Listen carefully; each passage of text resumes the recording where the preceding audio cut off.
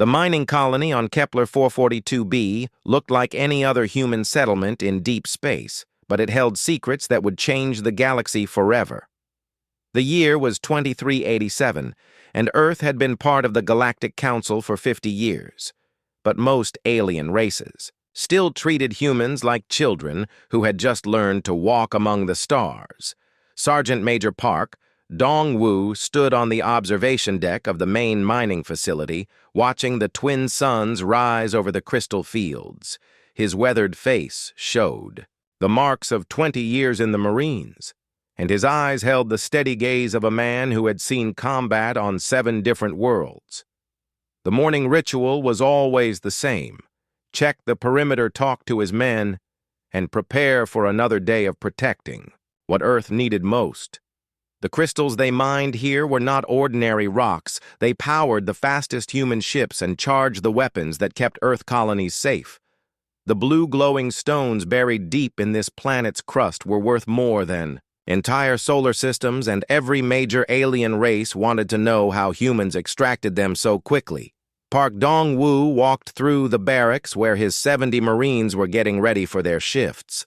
Corporal Kim Min-ho was cleaning his rifle. For the 3rd time that morning, a habit that had kept him alive through the Titan Rebellion Private Lee Jae-sung was writing another letter to his girlfriend back on Earth, even though the mail ships only came once every 6 months.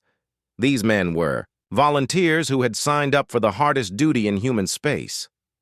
The Karathi Empire had been watching the human mining operation for months. General Vex Tar commanded the largest Karathi fleet in this sector, and his blue-skinned warriors considered themselves the finest soldiers in the galaxy. They had conquered 17 species over the past 1,000 years and built an empire that stretched across 40 star systems.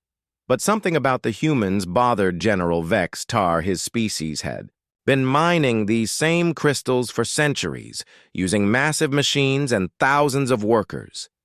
The humans showed up with 70 soldiers and small equipment, yet they pulled more crystals from the ground in 1 month than the Karathi could extract in a year.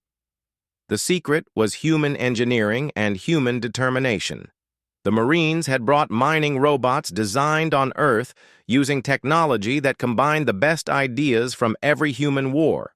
The robots could work in conditions that would kill most. Aliens and the humans had programmed them with military efficiency that treated every day like a battle to be won. General Vex Tar sent his first message on a cold Tuesday morning. The holographic display in Park Dong-Wu's office flickered to life, showing the tall, blue-skinned alien in his elaborate uniform. The Karathi general's voice was like grinding metal when he spoke. "Human commander, you will surrender your mining technology to the Karathi Empire immediately. Your primitive species has stumbled onto techniques that belong to your superiors. We give you 1 day to comply, Park." Dong-Wu looked at the hologram with the same expression he used when stepping in something unpleasant back on Earth. The sergeant major had fought aliens before, and this one sounded just like every other bully who thought humans would back down from a fight. "Negative, General." The human replied in his steady voice, "Earth government orders are clear. We protect our technology and our people. If you have a problem with that, take it up with the Galactic Council." The hologram flickered off, and Park Dong-Wu knew they were in trouble. The Karathi were known throughout the galaxy for their pride and their violence. When they wanted something, they usually took it by force and asked questions later. The sergeant major called his squad leaders together for an emergency meeting. "Listen up, Marines," he told the room full of battle-hardened soldiers. "We might have visitors soon, and they probably won't be friendly. Check your weapons, check your gear, and make sure every defensive system is online. If these blue boys want to fight, we will give them one they will never forget." The Karathi attack came at dawn 3 days later. Their ships dropped out of hyperspace like falling stars, and their ground forces hit the human base from 6 directions at once. The aliens had brought enough soldiers to conquer a small planet, but they had never fought humans before. The battle was like nothing the galaxy had ever seen. The 70 Marines fought like demons, using every trick learned from centuries of human warfare. They turned the mining facility into a fortress, using the crystal processing equipment as cover and the mining tunnels as escape routes. Corporal Kim Min-ho held the north gate with 12 Marines against 300 Karathi warriors. His rifle never seemed to stop firing, and alien bodies piled up in front of his position like blue-skinned mountains. Private Lee Jae-sung led a squad through, the mining tunnels popping up behind enemy lines to hit them where they least expected it. For 3 days, the humans held out against impossible odds. The Karathi threw everything they had at the small human force, but the Marines refused to break. Every time the aliens thought they had won, the humans would counterattack from a new direction, using tactics that the Karathi had never encountered, but numbers eventually told the story. The Marines were running out of ammunition and medical supplies. The alien forces seemed endless, and more Karathi ships kept arriving in orbit to drop fresh troops. General Vex Tar himself came down to the planet's surface to watch the final assault on the third night. Park Dong-woo gathered his remaining 42 Marines in the Central Command bunker. The men were exhausted, wounded, and low on everything except courage. The sergeant major looked at each face, knowing that some of these boys would not see another sunrise. "We have fought well," he told them, "but we cannot fight forever. The aliens are offering surrender terms under galactic law. If we lay down our weapons, we become prisoners of war, and they have to treat us according to council rules." The Marines voted and decided to surrender. They had done their duty protecting the mining operation as long as humanly possible. Now they would trust in galactic law to keep them alive until Earth could negotiate their release. It was a reasonable decision made by reasonable men who had no way of knowing what General Vex Tar really planned. The surrender ceremony took place in the main square of the mining colony. Park Dong-woo led his Marines out with their hands raised, carrying a white flag. The Karathi forces surrounded them, weapons pointed. At Human Hearts, General Vex Tar stepped forward, his alien face twisted with rage and something that looked like madness. "You fought well for primitives," the general said, "but you need to learn your place in this galaxy. Your species thinks it can. Challenge races that ruled the stars before your planet even had life. I am going to teach the entire galaxy what happens to humans who forget their place." The gallows were already built. The Karathi had constructed them during the night using metal from human mining equipment. The message was clear. They had planned this execution from the very beginning. Surrender had been a trap, and galactic law meant nothing to General Vex Tar 1. By 1, the Marines were forced to walk up the wooden steps. Corporal Kim Min-ho went first, standing straight and proud as the alien executioner placed the rope around his neck. Private Lee Jae-sung was next, clutching the unfinished letter to his girlfriend, his young face showing no fear. Park Dong-woo was saved for last. The sergeant major watched every one of his Marines die with dignity, refusing to beg or break, even as the life was choked out of them. When his turn came, he looked directly into the camera that was broadcasting the execution across the galaxy. "Tell our families, we died with honor," he said as the noose tightened around his neck. "Tell our nation that we never surrendered our dignity."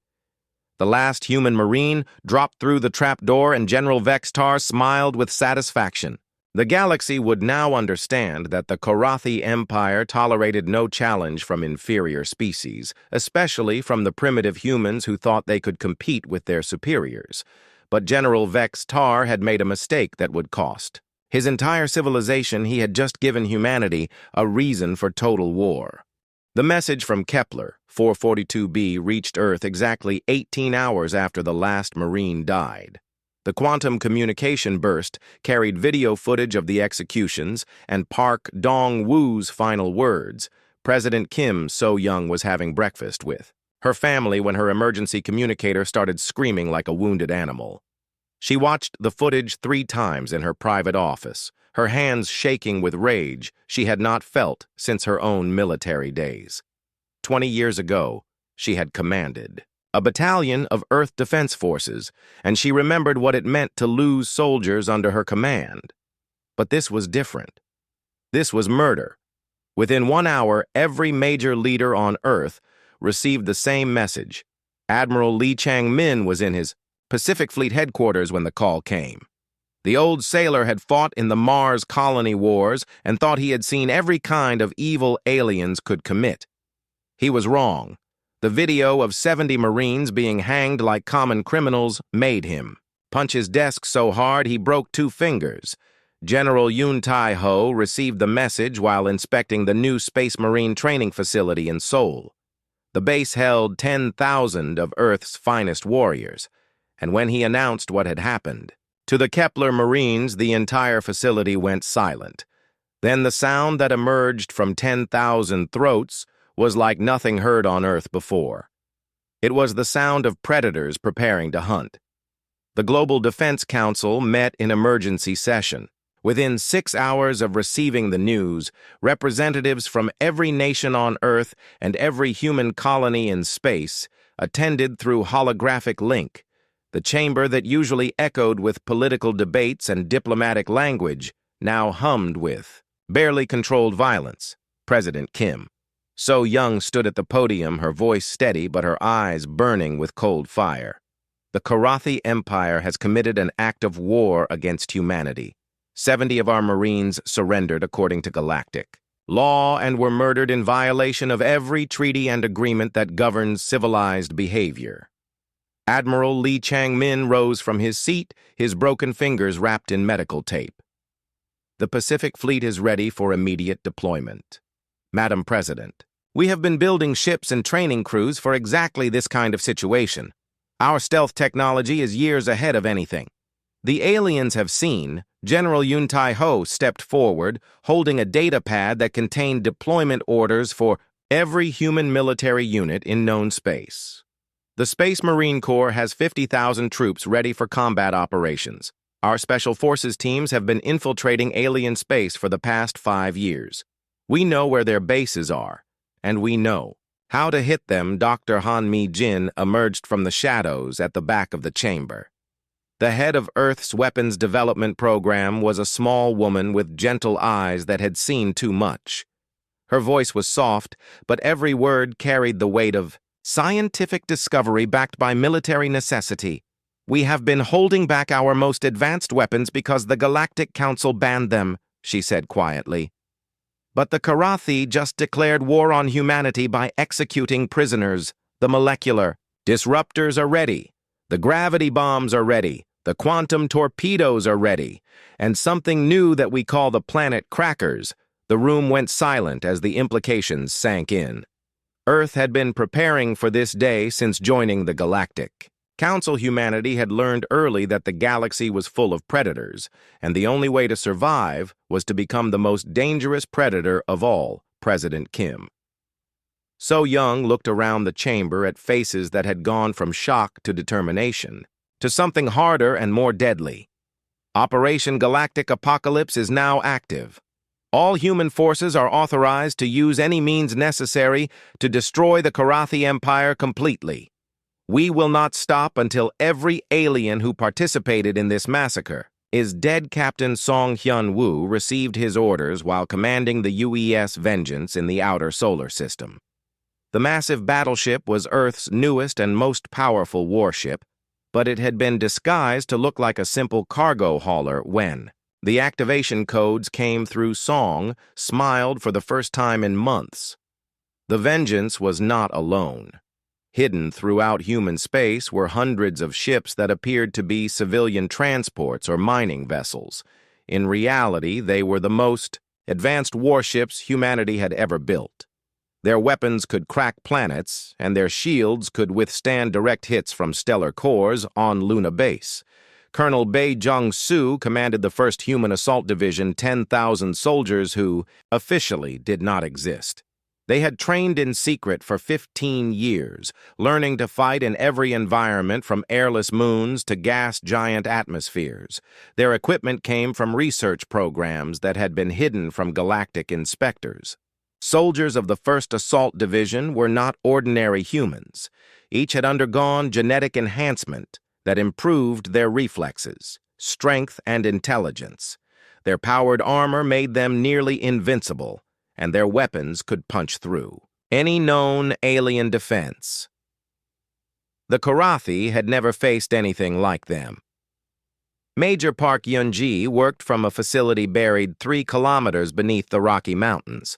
Her cyber war division had spent decades infiltrating every major alien computer system in the galaxy.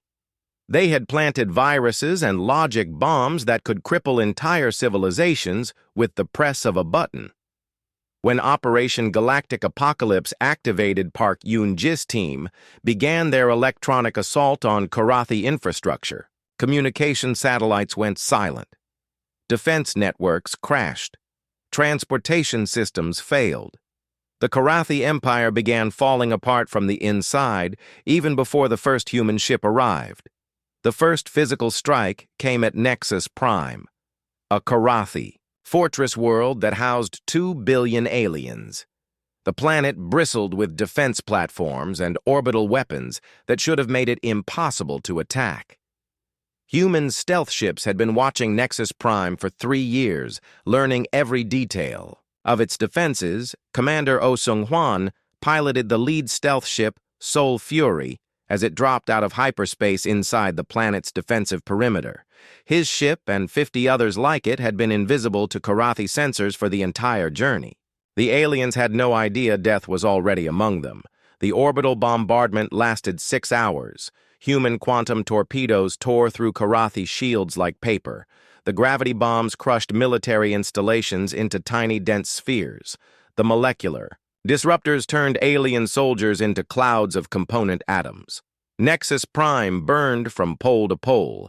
General Vex Tar received reports of the attack while still celebrating his victory over the human Marines.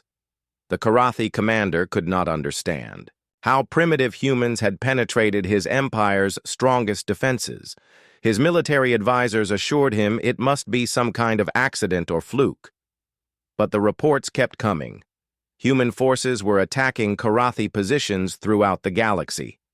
Every strike was perfectly planned and executed with surgical precision. The humans seemed to know exactly where to hit and exactly how to cause maximum damage. In the Vega system, a Karathi battle fleet of 200 ships encountered 12 human fighters. The alien admiral laughed at the ridiculous odds until the human pilots began their attack. The fighters moved like nothing the Karathi had ever seen, dancing between capital ship weapons and tearing through armor with impossible precision. Commander Oh Sung-hwan led the fighter attack, his enhanced reflexes allowing him to process information faster than any alien could react. His wingmen followed his lead, weaving through the Karathi formation like wolves hunting sheep. Within 30 minutes, 150 alien ships were debris fields. The survivors sent desperate messages to Karathi High Command. The humans were not the primitive species they had believed. These were predators with technology that surpassed anything in the galaxy. The executions on Kepler 442b had awakened something that should have been left sleeping back on Earth, President Kim. So Young watched the battle reports with grim satisfaction. The Karathi had killed 70 Marines to send a message about human weakness. Now humanity would send its own message written in the ashes of alien worlds.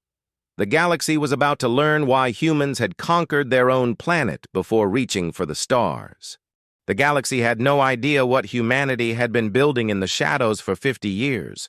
While alien species enjoyed their ancient peace and comfortable civilizations, Earth had been preparing for the war they knew would eventually come. Every human colony hid weapons factories. Every human ship carried more firepower than its blueprints suggested. Colonel Bae Jung-soo stood in the command center buried deep beneath Titan's frozen surface. Around him, 10,000 soldiers prepared for deployment to alien worlds. These were not ordinary Marines. They were humanity's secret weapon-enhanced soldiers trained for 15 years in facilities that officially did not exist. The enhancements started with genetics. Human scientists had studied every species in the galaxy, and built improvements into their own DNA. The soldiers could see in complete darkness, had reflexes 3 times faster than baseline humans, and could survive in environments that would kill most aliens within minutes. Each soldier wore powered armor that made them nearly invincible. The suits were painted matte black and absorbed most sensor frequencies, making them invisible to alien detection systems. The weapons they carried could punch through tank armor or level city blocks, depending on the setting. "We have been waiting for this day," young Su told his assembled troops. "The Karathi think they killed 70 Marines to send a message. Today, we send our own message to every alien species in the galaxy. Touch, humanity, and face extinction." The deployment began immediately. Human transport ships that looked like civilian cargo haulers emerged from hidden bases throughout the solar system. Each ship carried a full battalion of enhanced soldiers along with enough firepower to conquer a small planet. The galaxy would soon learn that humanity had been lying about their military capabilities for decades. Major Park Yun-ji worked from her underground facility coordinating the cyber warfare assault that was crippling Karathi infrastructure. Her team of hackers had spent decades infiltrating alien computer systems, planting viruses and backdoors that could be activated when needed. The Karathi communication network collapsed first military commands, could not reach their forces. Orbital defense platforms lost contact with ground control. Civilian transportation systems failed, stranding billions of aliens on planets with no way to call for help. The power grids went next. Every Karathi world experienced complete electrical failure as human viruses overloaded their fusion reactors. Water treatment plants failed. Food distribution networks collapsed. The Karathi Empire began falling apart from the inside even before human soldiers arrived, but the most devastating attack came against the Karathi banking system. Park Yun-ji's hackers erased 70% of the Empire's digital currency and froze the rest in accounts that could never be accessed. Trade between Karathi worlds stopped instantly, as merchants and suppliers found themselves unable to conduct business. Captain Song Hyun-woo commanded the UES Vengeance as it led a battle group toward the Karathi home system. The massive battleship had been disguised as a civilian transport for 5 years while it secretly patrolled alien space. Now its true nature was revealed as armor plating slid away to expose weapon systems that dwarfed anything the aliens had ever built. The Vengeance was not alone. 50 other human warships emerged from hyperspace in perfect formation, their hulls bristling with weapons that the Galactic Council had banned centuries ago. The quantum torpedoes could crack planets. The gravity bombs could compress matter into singularities, and the molecular disruptors could turn entire fleets into component atoms. The Karathi home fleet responded immediately, sending 300 ships to intercept the human battle group. The alien admiral was confident that superior numbers would carry the day. He had never faced human military doctrine, which treated every battle like a problem to be solved through overwhelming violence. The engagement lasted 47 minutes. Human ships moved with coordinated precision that seemed impossible to achieve. The aliens watched in growing horror as their formations were torn apart by weapons fire that came from directions that should have been impossible. Song Hyun-woo stood on his bridge watching tactical displays that showed alien ships dying by the dozens. The Vengeance alone destroyed 37 enemy vessels, its quantum torpedoes punching through Karathi shields like they were made of paper. His crew worked with mechanical efficiency born from years of secret training. Lieutenant Commander Namtae Shik piloted his destroyer through the alien formation, his ship dancing between enemy vessels too fast for their targeting systems to track. The humans had studied every major battle in galactic history and learned from the mistakes of species that no longer existed. The breakthrough came when human stealth fighters penetrated the Karathi defensive screen.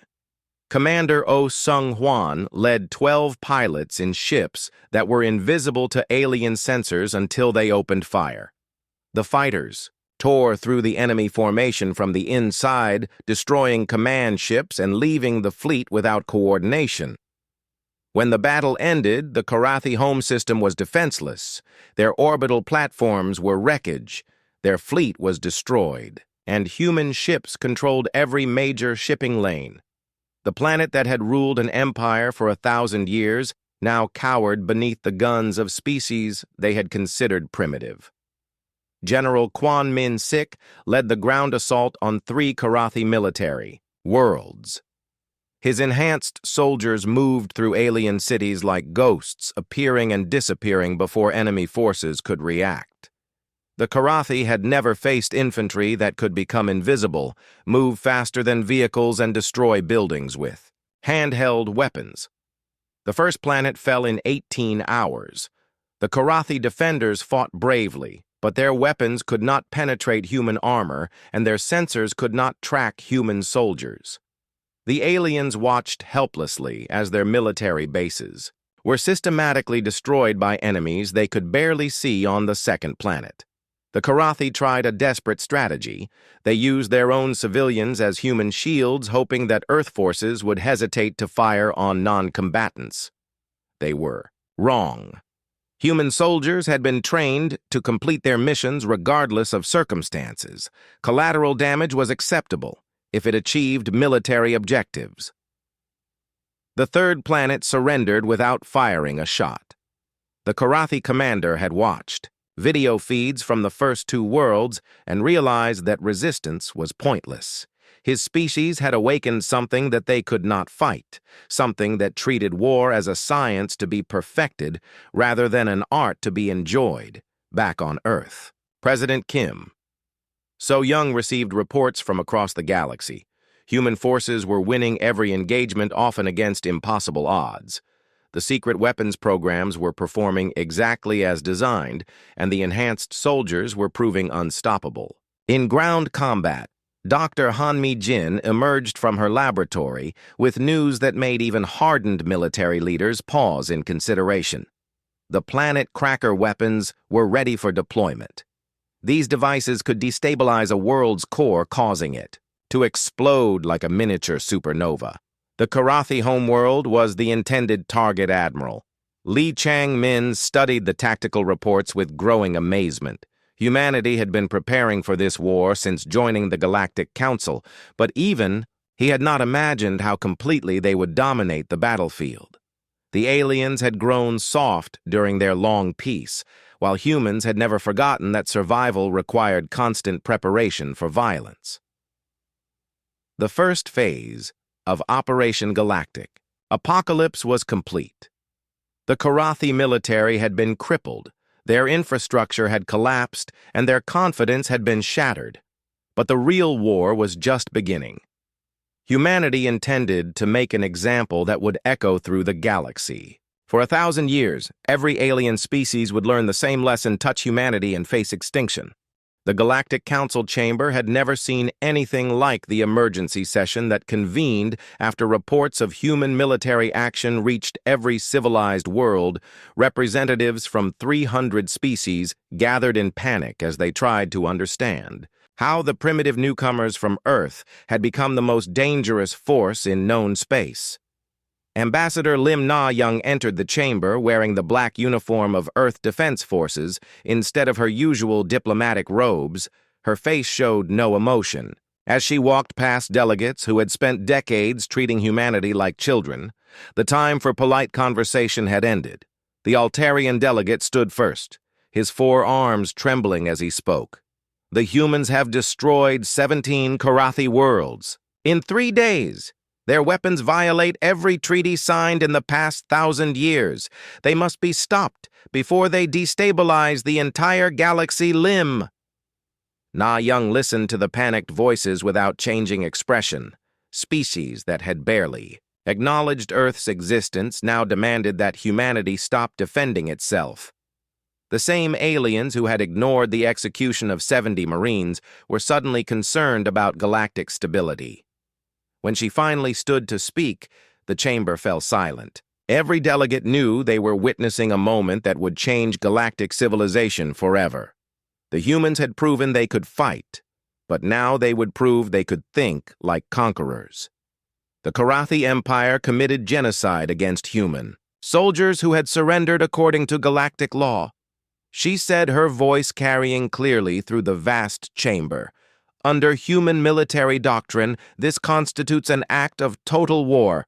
We will continue fighting until the Karathi leadership is dead or humanity is extinct. The Sindarian representative, a tall, thin alien with silver skin, tried to interrupt.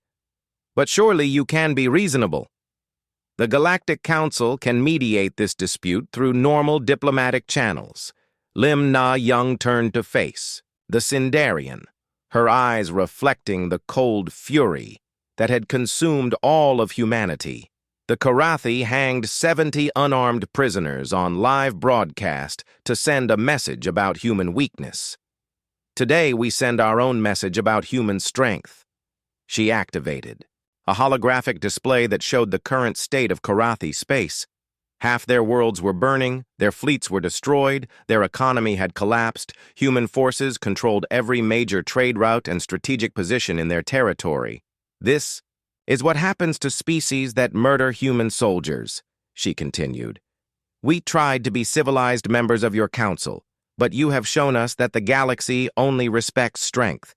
From today forward, Earth will conduct itself accordingly. The session dissolved into chaos as representatives from dozens of species began shouting demands and threats. Lim Na Young walked out while they argued, leaving behind a simple message that humanity would no longer participate in galactic politics. They would rule through military power instead. General Quan Min Sik stood in the ruins of what had once been Karathi military headquarters on their fortress world of Nexus Prime. His enhanced soldiers had captured 3 enemy admirals during the brief battle that destroyed the planet's defenses. Now these proud aliens knelt in chains before a human they had considered beneath notice. The interrogation was broadcast across the galaxy on every communication channel. Human hackers had seized control of the networks, and every civilized world watched as Karathi officers begged for mercy. The aliens who had celebrated the execution of Marines now pleaded for their lives like frightened children. Tell us about your secret bases, Quan demanded, his voice amplified across space. Your hidden fleets, your backup plans, your allies. We know they exist, and we will find them with or without your cooperation. Admiral Vorth had commanded Karathi fleets for 3 centuries and conquered 18 species. His blue skin was marked with scars from 100 battles, but now he trembled before a human soldier half his age. The quantum torture devices had broken his will in less than an hour. The secret base is in the Rigel system, he whispered, his voice carrying to 1 billion alien listeners, 300 ships hidden in asteroid fields, automated defense systems, nuclear warheads targeting every major trade route. The second Karathi admiral broke even faster, revealing locations of weapons, caches, supply depots, and communication centers that military intelligence had spent centuries hiding. The third admiral provided access codes to classified databases that contained every secret the Empire had kept for the past 1,000 years. When the interrogation ended, all 3 admirals were executed by firing squad. Their deaths were broadcast live to show the galaxy what happened to military leaders who targeted human soldiers. The executions took place on the same platform where 70 Marines had died. Fleet Admiral Shin Jae-hyun commanded the largest human battle fleet ever assembled as it approached Karathi Prime, the enemy homeworld. Over 1,000 ships emerged from hyperspace in perfect formation, their hulls reflecting the light of the system's twin stars. The Karathi had gathered every remaining ship in their empire for the final battle. 6,000 vessels surrounded their homeworld in defensive formations that had protected the planet for millennia. Their orbital fortresses bristled with weapons that could crack moons. Admiral Shin studied the tactical display on his flagship Soul Vengeance and smiled at what he saw. The aliens had built their defenses to fight other aliens who followed the traditional rules of warfare. They had never faced humans who treated every rule as a suggestion to be ignored. The battle began with a human innovation that shocked every species monitoring the engagement. Instead of attacking the orbital defenses, human ships targeted the planets. Communication satellites. The Karathi command structure collapsed immediately as their forces lost contact with each other. Captain Lee Min-jung commanded the battleship Incheon Hammer as it led the assault on the primary orbital fortress. Her ship absorbed punishment that should have destroyed it. But human engineering had learned from every battle in galactic history. Their vessels were built to take damage and keep fighting. The fortress weapons hammered the human ships with energy beams that could melt asteroids. The humans kept coming, their shields absorbing the punishment while they returned fire with weapons that violated every treaty in galactic history. The quantum torpedoes tore through alien defenses like they were made of paper. Commander Park Shi-hoon piloted his destroyer through the orbital minefield, using tactics that seemed impossible to alien observers. His ship moved in patterns that defied physics, weaving between explosives while firing precision strikes at enemy weak points. The breakthrough came when human fighters launched from hidden positions inside the asteroid belt. Commander Oh Sung-hwan led 300 pilots in ships that had been waiting in space for weeks. Their surprise attack destroyed half the Karathi fleet before the aliens realized what was happening. The orbital bombardment of Karathi Prime began at exactly noon. Local time, human weapons turned the planet's cities into lakes of molten glass. The industrial centers became radioactive craters. The government buildings simply vanished as molecular disruptors reduced them to component atoms. General Vex Tar, the Karathi commander who had ordered the execution of 70 Marines, was found hiding in an underground bunker 3 days. After his homeworld fell, human soldiers dragged him out in chains, while billions of aliens across the galaxy watched on their communication screens. The proud Karathi general who had spoken of human inferiority now cowered before soldiers whose species he had dismissed as primitive. His elaborate uniform was torn and dirty, his blue skin pale with fear. The alien who had murdered prisoners now faced the justice of those he had wronged. Admiral Shin looked down at the captured general and spoke words that would echo through galactic history. "You hanged 70 of our Marines to send a message about human weakness. Today we send our message about Karathi extinction." The trial would be broadcast across the galaxy. Every alien species would watch as humanity demonstrated what happened to those who murdered human soldiers. The lesson would be written in blood and fire so that no species would ever forget. The age of human dominance in space had officially begun. The trial of General Vex Tar began on Kepler 442b. The same world where 70 human Marines had been murdered 3 months earlier. Human engineers had built a massive courthouse from the ruins of the mining facility, ensuring that justice would be served in the exact location where the crime had occurred, Judge Advocate Colonel Park. So Min presided over the military tribunal that would decide the fate of the Karathi commander. Her grandfather had been one of the Marines executed by Vex Tar, and she had volunteered for this assignment, despite regulations about family connections to cases. The courtroom was filled with holographic cameras broadcasting the proceedings to every civilized world in the galaxy. Humanity wanted every alien species to witness what happened to those who murdered human soldiers. The trial would serve as both justice and warning. General Vex Tar sat in chains at the defendant's table, his once proud bearing reduced to frightened submission. The alien who had boasted about Karathi superiority now trembled before a human tribunal. His blue skin had faded to a sickly pale color, and his 4 eyes darted nervously around the courtroom. Colonel Park. So Min read the charges in a voice that carried the weight of human fury.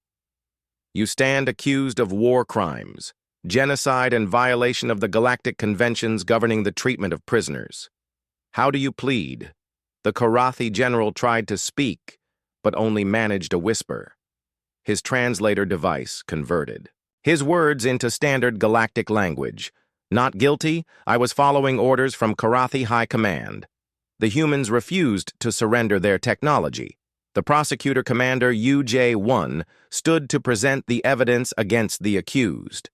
His presentation included video footage of the execution's testimony from surviving witnesses and communications intercepted from Karathi military channels. The evidence shows that General Vex-Tar personally ordered the construction of gallows before the human surrender. He announced to the silent courtroom, "The executions were planned in advance, not a spontaneous act of war. This was premeditated murder of prisoners who had surrendered according to Galactic law." The defense attorney assigned to Vex-Tar by the tribunal tried desperately to save his client's life, but the evidence was overwhelming. The Karathi general had boasted about the executions in messages to his superiors, calling them a necessary lesson for inferior species. Witness after witness testified. About the character of the murdered Marine Sergeant Major Park Dong, Wu's widow spoke about her husband's 20 years of service to humanity. Corporal Kim Min-ho's parents described their son's dedication to protecting human colonies. Private Lee. Jae-sung's girlfriend read from his final letter, a document that had become famous throughout human space. The young Marine had written about his hope that humanity would remember their sacrifice and ensure that such atrocities never happened again. The trial lasted 1 week, during which the galaxy watched humanity conduct legal proceedings with the same precision they applied to warfare. Every piece of evidence was presented clearly, every witness was heard completely, and every legal precedent was followed exactly. When Colonel Park So-Min announced the verdict, her voice carried to 1 billion worlds across known space. "General Vex-Tar, you have been found guilty of all charges. The sentence is death by hanging to be carried out at the location where you murdered 70 human prisoners." The execution took place exactly where the Marines had died. Human engineers had built gallows from the same materials used for the original structure. The message was clear. Justice would be served in the same manner as the original crime. General Vex-Tar was led to the gallows in chains, his 4 legs barely able to support his weight. The proud Karathi commander, who had spoken of alien superiority, now faced the same death he had inflicted on human prisoners. The irony was not lost on the watching galaxy as the noose was placed around his neck. Vex-Tar tried to speak final words, but his voice failed him. The alien who had broadcast the execution of Marines to demonstrate Karathi power now died, in silence while humanity demonstrated their own concept of justice. But execution of General Vex-Tar was only the beginning. Lieutenant Colonel Choi Ye-jin commanded Operation Cleansing, the systematic hunt for every Karathi who had participated in or celebrated the massacre of human Marines. Her special forces teams moved through alien space, like ghosts leaving death in their wake. The cleansing operations targeted everyone connected to the murders, Karathi officers who had participated in the executions were found dead in their homes. Politicians who had praised the killings vanished during the night. Civilians who had celebrated human deaths discovered that humanity never forgot and never forgave. Major Yim Dong-hyuk led the human occupation forces that took control of former Karathi worlds. The surviving alien populations were put to work, rebuilding the planets they had helped destroy. Those who cooperated with human authority were treated fairly. Those who resisted simply disappeared. The occupation was designed to serve as an example to other alien species. Every world that had once been part of the Karathi Empire now flew human flags and followed human laws. The message was clear. This was what happened to civilizations that murdered human soldiers. Commander Kim Jong-soo established re-education camps where former Karathi military personnel learned about human history and human concepts of justice.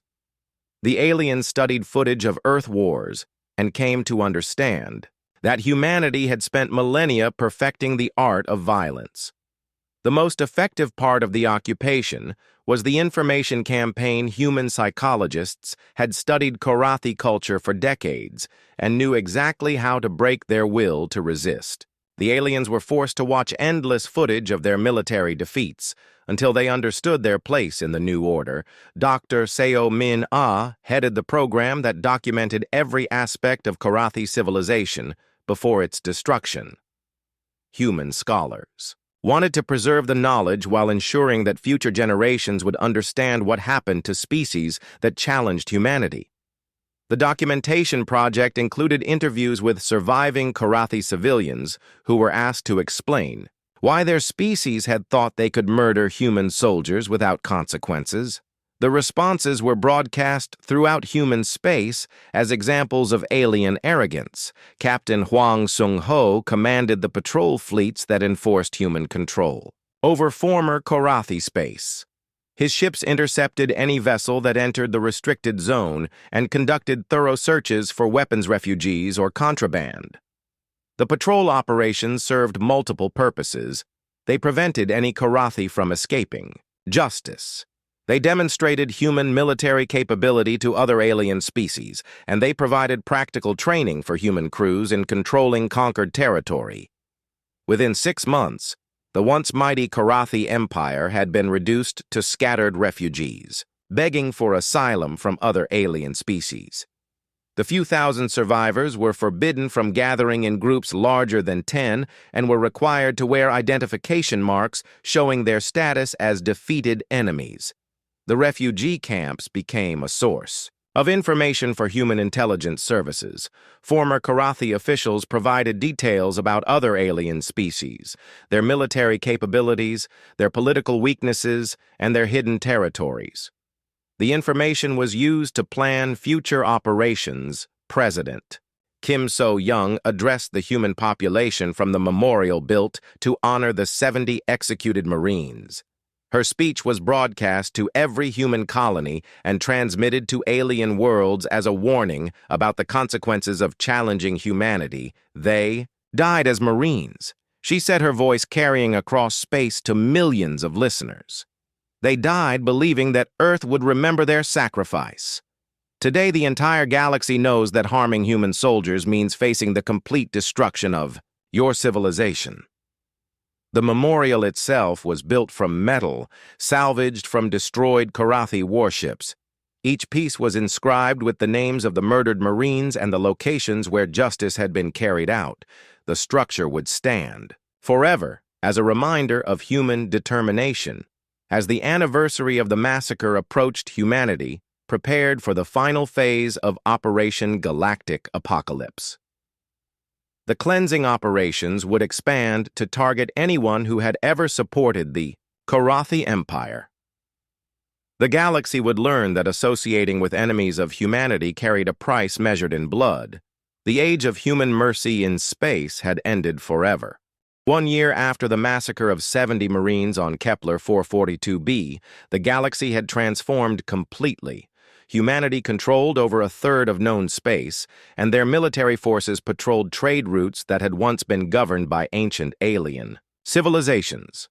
The Galactic Council, which had barely acknowledged Earth's existence, now begged for human protection against other aggressive species. Fleet Admiral Kim Tae-young stood on the bridge of his flagship Soul Vengeance as it patrolled the borders of what aliens now called the Human Zone. His orders were simple and direct. Any alien ship that approached human territory without permission was to be destroyed immediately without warning or negotiation. The Human Zone encompassed 57 star systems and 300 inhabited worlds. All of them flew the blue and red flag of Earth, and all of them operated under human military law. The transformation had taken less than 12 months, but the results would last for centuries. Admiral Kim watched his tactical display as alien merchant ships gave his patrol fleet a wide berth. The creatures that had once treated humans like primitive newcomers now changed course the moment they detected human transponder signals. Fear had become the most effective diplomatic tool in the galaxy. Captain Nam Gi-soo commanded the destroyer that intercepted an unauthorized Sindarian vessel attempting to enter human space. The alien ship claimed to be carrying medical supplies to refugee camps, but human sensors detected weapons and communication equipment hidden in the cargo holds. The Sindarian captain tried to negotiate, claiming diplomatic immunity and demanding to speak with superior officers. Captain Nam listened politely to the aliens' protests, then ordered his weapons officer to target the intruder's engines. "You have 10 seconds to reverse course and leave human space," he announced over the communication channel. "Any alien vessel that enters our territory without permission will be destroyed. This is your only warning." The Sindarian ship tried to flee, but human weapons were faster. The quantum torpedoes disabled the alien vessel, and boarding parties captured the crew. Investigation revealed that the ship had been carrying spy equipment intended to gather intelligence on human military installations. The captured Sindarians were interrogated using techniques developed during the Karathi cleansing operations. The aliens revealed that 17 different species had formed a secret alliance to gather information about human weaknesses. They planned to coordinate an attack that would drive humanity back to Earth. Admiral Kim reported the intelligence to Earth Command within hours. Human response was swift and overwhelming. Operation Deep Strike targeted every world that had participated in the spy alliance, using the same tactics that had destroyed the Karathi Empire. Director Young Min Ai headed the Human Intelligence Services that had become the most feared organization in galactic politics. Her agents operated on every civilized world, gathering information about potential threats and eliminating problems before they could develop into conflicts. The intelligence network had grown from the cyber warfare teams that crippled Karathi infrastructure. Human hackers now controlled communication systems throughout the galaxy, monitoring every message and intercepting every transmission that mentioned Earth or human interests. Young Min AE received daily reports about alien governments actively hunting down anyone who might threaten human interests. The mere possibility of angering humanity had become the greatest fear in galactic politics. Leaders who spoke carelessly about human expansion often disappeared during the night. On Earth, the Global Defense Council met in permanent session coordinating military operations across dozens of sectors. President Kim So-young had been re-elected in a landslide victory as human. Voters supported her aggressive policies toward alien threats. The president's approval ratings remained above 90%, as human colonies reported unprecedented prosperity under the new galactic order. Trade flowed freely through space protected by human patrol fleets. Alien species competed desperately for permission to do business in human territory. General Yoon Tai-ho commanded over 200,000 Space Marines deployed throughout human-controlled space. His forces had grown from the original 50,000 as volunteers flooded recruitment centers eager to join the most successful military force in galactic history. The Space Marines had become legendary throughout known space. Stories of their combat capabilities spread faster than official reports. Alien parents told children about human soldiers who could become invisible, move faster than vehicles, and destroy cities with handheld weapons. Dr. Han Mi-jin continued developing weapons that pushed the boundaries of physics and ethics. Her latest creation was the Star Killer, a device that could destabilize stellar cores and cause suns to explode. The weapon remained classified, but rumors of its existence kept alien governments compliant. The Star Killer represented the ultimate expression of human military philosophy. If a species threatened humanity, their entire solar system would be destroyed as an example to others. The galaxy had learned that humans were willing to commit genocide to protect their interests. Major Park Yoon-ji expanded her cyber warfare operations to include economic manipulation. Human hackers could crash alien stock markets, freeze banking systems, and redirect trade routes with a few keystrokes. Economic warfare had proven as effective as military action. The economic controls allowed humanity to reward friendly species and punish hostile ones. Aliens who cooperated with human interests found their economies booming. Those who opposed human expansion discovered that their technology simply stopped working. Colonel Beijing Su led the enhanced soldiers who served as humanity's ultimate threat. His 10,000 warriors had grown to 50,000 as genetic enhancement programs expanded. The enhanced Marines represented the future of human military power. The enhancement process had improved dramatically since the early experiments. Soldiers now possessed reflexes 10 times faster than baseline human strength that could crush alien bones and senses that could detect enemies through solid walls. They were living weapons designed for total warfare. Commander Oh Shung-hwan trained the next generation of fighter pilots using combat data, gathered from hundreds of engagements. Human pilots had never lost a single battle against alien forces.